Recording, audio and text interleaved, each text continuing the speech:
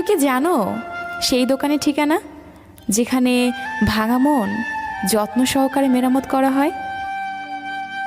একজন মানুষ যতই শক্তিশালী হোক না কেন, প্রিয় মানুষটির কাছে সে সবসময় দুর্বল।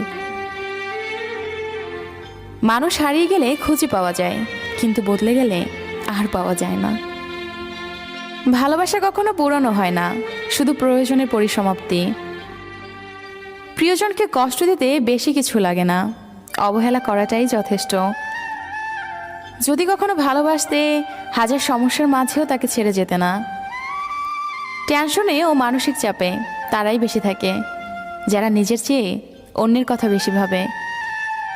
একটু যত্নের অভাবে হাজারো ভালোবাসাগুলো নিস্তেজ, নিষ্প্রাণ পায়।